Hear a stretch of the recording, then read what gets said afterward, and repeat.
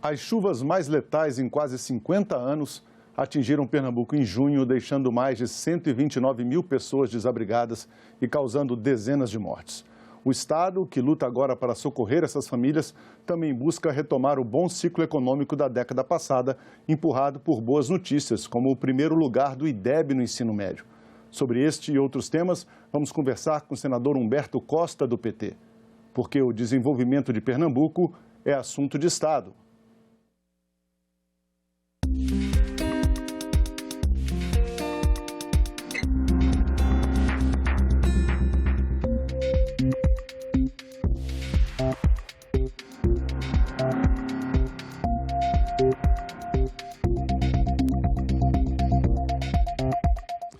Senador Humberto Costa, muito obrigado pela sua presença no nosso programa.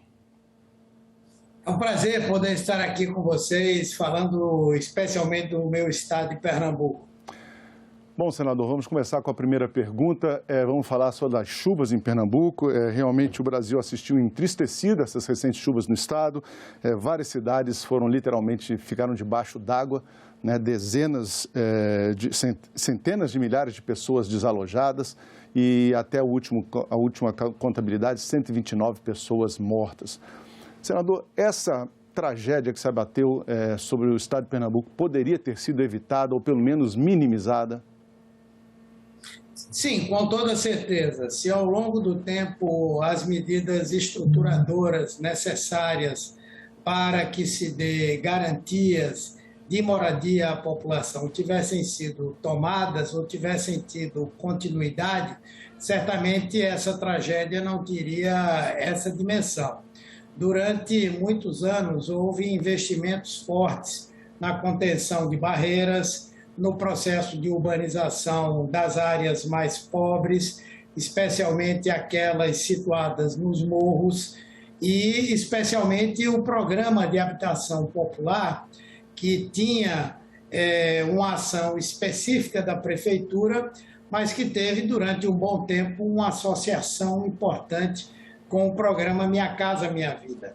Na verdade, as pessoas não escolhem morar nos morros, nas ribanceiras, elas o fazem porque a especulação imobiliária as vai fazendo com que procurem construir sua casa em lugares de risco.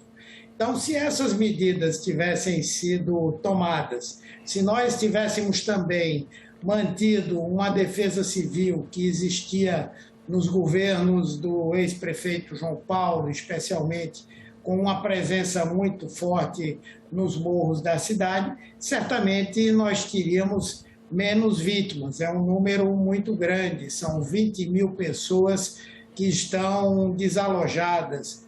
Dessas 20 mil, aproximadamente metade estão desabrigadas e, como já foi dito, quase 130 mortes. Senador Humberto Costa, choveu muito no litoral de Pernambuco, principalmente ali na área do Grande Recife, mas a gente sabe que no interior do estado, no sertão e no agreste, o problema é bem diferente, é a falta de chuvas, é a estiagem. Há alguns anos seguidos de falta de chuvas na região. Muitas obras têm sido feitas para minimizar o efeito dessa estiagem constante, não só naturalmente no estado de Pernambuco, mas em todo o Nordeste. Talvez a mais importante delas foi a transposição das águas do Rio São Francisco. Inclusive, no ano passado foi inaugurado o ramal do Agreste, né, que é para levar água e socorrer 2 milhões de pessoas nesse sentido. Mas dezenas de municípios, como eu disse, seguem enfrentando esse problema da chuva. Por quê, senador? Da falta de chuva, por quê?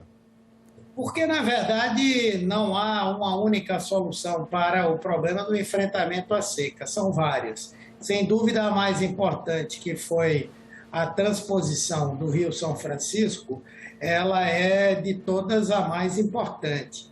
Porém, são necessárias as obras que fazem a ligação entre o canal e as diversas regiões próximas e até mais distantes, que são as adutoras que precisam ser feitas, né? Certamente muitas delas estão em construção, mas esse processo tem sido muito lento.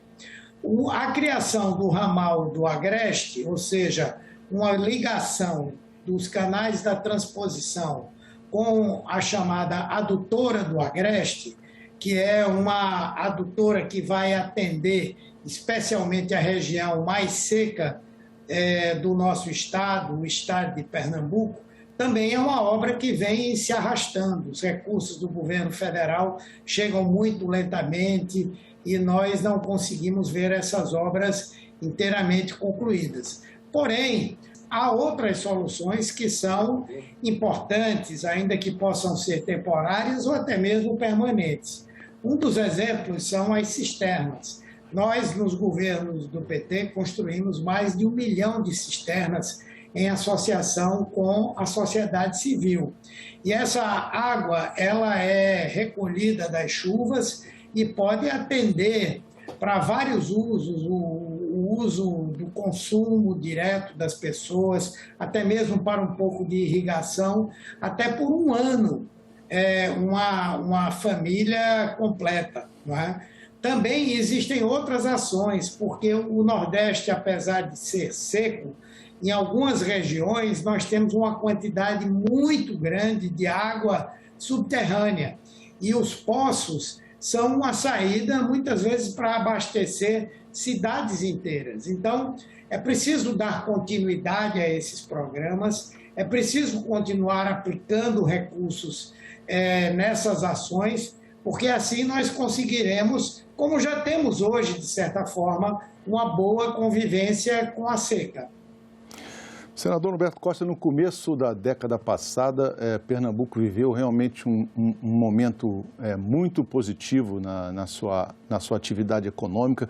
Chegou a ser chamado até de locomotiva do Brasil, né, no começo da década passada.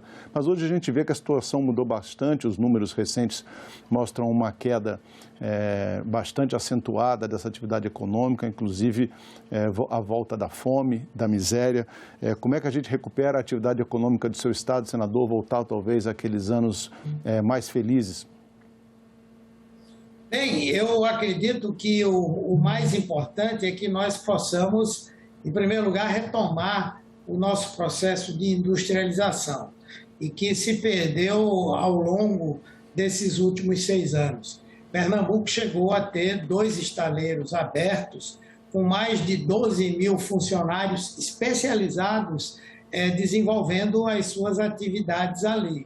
Hoje, esses 2 estaleiros estão quase fechados, há uma quantidade muito pequena de funcionários, mas todos também altamente qualificados e essas empresas têm condição de, no curto prazo, voltarem a produzir navios, tanto para a Petrobras quanto para a venda no mercado internacional, porque essas empresas se tornaram competitivas, elas desenvolveram tecnologia. Outra coisa importante é nós concluímos a obra da refinaria de petróleo, Abreu e Lima. Refinaria hoje que faz falta, no momento em que o Brasil vende mais petróleo bruto e importa os derivados que foram refinados no exterior e, portanto, com um valor agregado maior e um preço maior. Então, também retomar essa questão da refinaria. Precisamos também retomar uma ação e um planejamento que foi feito para Pernambuco se tornar um grande polo farmacêutico nacional. Nós hoje temos a Hemobras, que ainda não foi concluída por esse governo, mas que pode cumprir um papel importante na atração de outros investimentos. Temos empresas de medicamentos, empresas de vacinas, temos grandes armazéns logísticos para armazenamento de medicamentos e, portanto, essa é uma outra área onde vale a pena investir. Temos de vento em popa a GIP, que hoje já é responsável pela maior capacidade de produção do nosso estado e de exportação desses produtos, né? E nós entendemos que a realização de obras de infraestrutura, elas também ajudam esse processo. Nós temos, por exemplo, o Arco Metropolitano, que se for construído, já as obras estão iniciadas, vai permitir que nós tenhamos uma uma passagem entre o Porto de Suape e o Porto de Cabedelo, na Paraíba, ou até mesmo em um porto que se pensa na Zona Norte, na Mata Norte de Pernambuco, que faria com que nós tivéssemos uma estrutura de logística muito importante, podendo, ao longo do trajeto dessa obra rodoviária, nós termos muitas fábricas, muitas empresas, muitos investimentos que teriam grande facilidade de escoamento.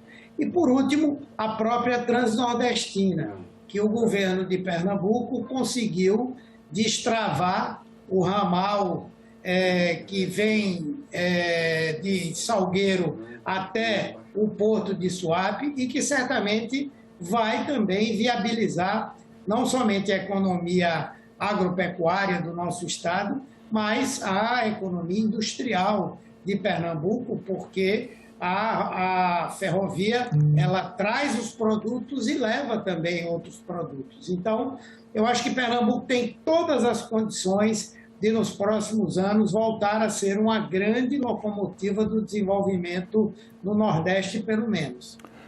O senhor fez um quadro bastante geral aí dessa situação toda. Eu queria detalhar alguns pontos específicos do seu comentário. Por exemplo, em relação à indústria, a indústria em Pernambuco costumava responder por 20% dos empregos formais, né, com carteira assinada. E hoje isso já caiu para 18%. É uma tendência bastante grave de desindustrialização que está acontecendo no Estado. O senhor mencionou aí principalmente o setor de estaleiros e de refinaria no polo petroquímico. O que aconteceu com os estaleiros especificamente, senador? Concorrência com a China? O que houve que eles reduziram tanto a atividade? Não, o que acontece é que a Petrobras mudou a sua política de transporte de petróleo e seus derivados. Durante os governos Lula e Dilma, a Transpetro ela adquiriu uma frota própria, deixou de pagar arrendamento a navios coreanos, chineses, de Singapura, e passou a produzir os seus próprios navios. Isso gerou uma série de empregos de altíssima qualidade, porque são empregos especializados, é uma mão de obra altamente qualificada, que recebe salários importantes. Muita gente migrou do corte da cana para o trabalho na indústria naval, não é? Esse foi um dos pontos. O outro ponto foi a retirada da exigência de componentes nacionais na produção de navios que a própria Petrobras comprava, ou seja, se nós tínhamos um percentual de 60% de componentes produzidos no Brasil, tudo isso era emprego, isso era produzido aqui em Pernambuco, era produzido no Rio de Janeiro, era produzido no Rio Grande do Sul. Assistimos tristemente o estaleiro de Rio Grande, lá no Rio Grande do Sul, ser fechado e dezenas de milhares de empregos serem eliminados, direta ou indiretamente. Então, o grande problema que eu vejo foi esse. A Petrobras foi um grande motor para o desenvolvimento de Pernambuco e, de repente ela foi sendo ceifada em uma série de suas atividades e, portanto, nós tivemos aí uma contribuição importante para o processo de desindustrialização do Estado. Senador Humberto Costa, o senhor mencionou em uma resposta anterior que faltam investimentos federais no estado de Pernambuco que poderiam ajudar a resolver algum desses problemas. O governo federal anuncia ali pelo Ministério do Desenvolvimento Regional ter entregue no ano passado, um balanço foi apresentado no começo desse ano, 202 obras ditas estruturantes no estado. Mas o senhor acredita que essa contribuição ainda está muito aquém do desejado para poder realmente ajudar Pernambuco a sair dessa situação difícil, especialmente em setores como o transporte? O senhor mencionou algumas obras estruturantes que poderiam estar contando com mais apoio federal, é isso, senador? Bem, na verdade, eu não consigo encontrar aqui em Pernambuco essas 200 obras que o governo federal tenha feito e que elas tenham características estruturadoras. Não foi feita aqui em Pernambuco nenhuma grande estrada que pudesse facilitar o escoamento da produção ou estimular o transporte ou melhorar a qualidade do trânsito que nós temos para o interior. os aeroportos que tiveram a sua reforma, todas elas já eram previstas desde os governos anteriores, algumas delas, inclusive, tiveram a participação do governo estadual. Não houve nenhum grande empreendimento de peso que tivesse sido trazido para Pernambuco por ação do governo federal, e houve obras, sim, naqueles locais onde os apoiadores do governo, não é, exerciam a prefeitura ou exerciam algum tipo de influência. Há cidades aqui no estado de Pernambuco que tiveram mais recurso federal do que o estado como um todo, não é? Ou seja, isso não é, na nossa visão, uma maneira de contribuir para o desenvolvimento homogêneo de um estado importante, com tantas desigualdades, quanto é o estado de Pernambuco. Então, eu creio que o governo federal está muito longe de ter dado a Pernambuco uma contribuição que nos ajudasse a reverter essa situação que nós estamos vivendo hoje. Senador Humberto Costa, o senhor também mencionou numa resposta anterior a questão do polo médico que existe em Pernambuco, especialmente em Recife. As pessoas que nos acompanham talvez não saibam, mas ali fica o segundo maior polo médico do Brasil, atrás apenas de São Paulo, né? Você tem mais de 500 hospitais, clínicas, laboratórios, 130 mil empregos diretos e indiretos gerados por esse segmento. O senhor, quando foi ministro da Saúde, inclusive, o senhor foi o responsável pela criação da Hemobras, que o senhor também mencionou numa resposta anterior, que é uma empresa pública criada para tratar de desenvolver e produzir hemoderivados, né, produtos derivados do sangue humano, para distribuição para o SUS. O senhor mencionou que a Hemobras não está concluída, então, que tipo de contribuição pode ser dada dentro do Senado, no seu mandato, para que o setor de saúde em Pernambuco seja ainda mais fortalecido? Bem, nós temos trabalhado o tempo inteiro para fazer com que Pernambuco continue a manter essa posição. E isso, em grande parte, é resultado de nós termos, durante os governos do PT, implementado vários cursos na área de saúde, particularmente cursos médicos, a formação e especialização com a residência médica, por nós termos criado as condições para que os equipamentos de ponta pudessem também ser acessados pelas empresas privadas e, ao mesmo tempo, também pelo setor público. Nós conseguimos, com a obra da Hemobras, atrair outros investimentos na área de saúde, como a fábrica de vacinas que nós temos, privada aqui no estado. Outros investimentos que estão sendo feitos ainda na área da saúde são muito relevantes. E eu acredito que o futuro governo ele tem um papel a cumprir. Essa pandemia demonstrou que não é possível, em produtos estratégicos da área da saúde ou não, nós sermos dependentes de uma cadeia produtiva mundial. É necessário que nós tenhamos autossuficiência para produzir aquilo que é essencial numa situação emergencial ou numa situação estratégica de desenvolvimento. Nós fomos obrigados a importar respiradores, onde não havia. Nós fomos obrigados a importar equipamentos de proteção individual. Nós tivemos que importar vacinas, coisas que o Brasil teria ampla condição de produzir. Por isso que eu entendo que o futuro governo ele deve ter como uma das suas prioridades o estímulo ao desenvolvimento do complexo industrial da saúde no Brasil, para a produção de equipamentos, para a produção de medicamentos, para a pesquisa científica, para a produção de vacinas, para que nós possamos não somente garantir à nossa população o acesso a esses bens, a esses produtos, mas também para que nós possamos gerar empregos, recolher impostos. Hoje, a saúde representa um percentual muito importante do nosso produto interno bruto e que precisa ser estimulado para que cresça, se desenvolva e, principalmente, produza conhecimento e produza tecnologia. É isso que faz a diferença e gera riqueza para o país. Senador Humberto Costa, vamos falar do metrô de Recife e do BRT também da capital pernambucana.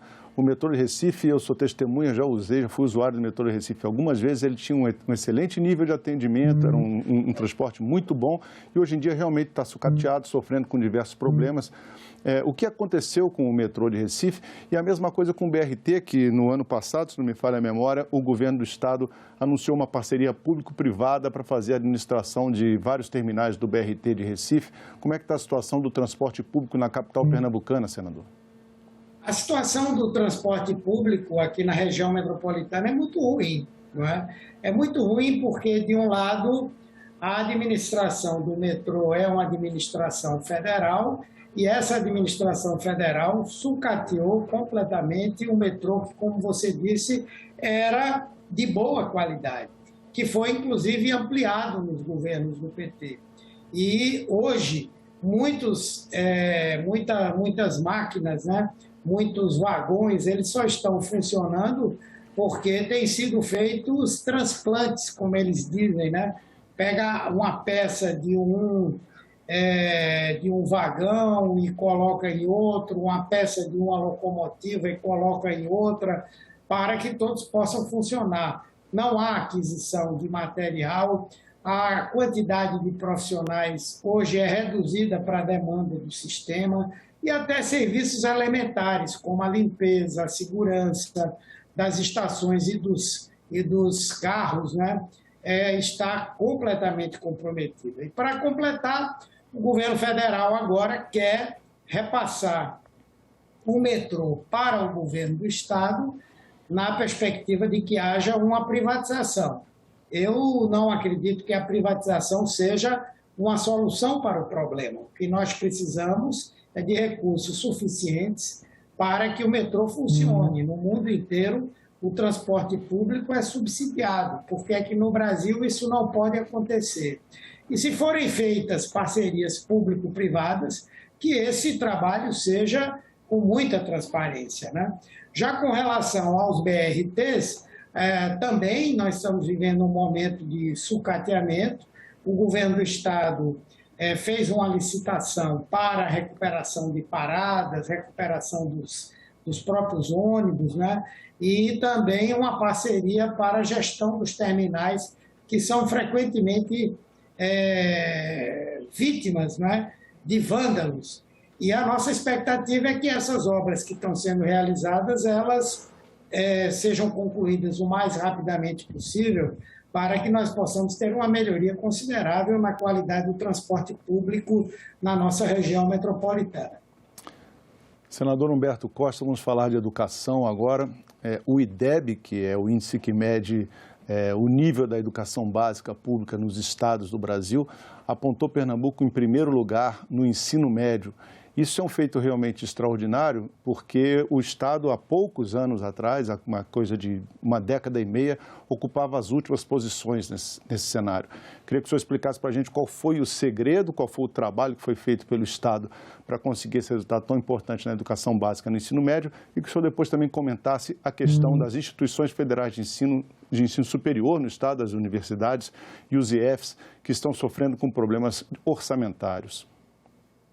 Pois Pernambuco tem tido uma política de Estado em relação à educação, não é? Até mesmo durante o governo Jarbas Vasconcelos, nós tivemos alguns avanços importantes na ampliação do acesso das pessoas ao ensino médio, mas foi principalmente desde a gestão do ex-governador Eduardo Campos, iniciando na educação com o hoje deputado Danilo Cabral, e que promoveu um processo de ampliação importante do ensino médio, tomou como opção para o crescimento do ensino médio as escolas de tempo integral.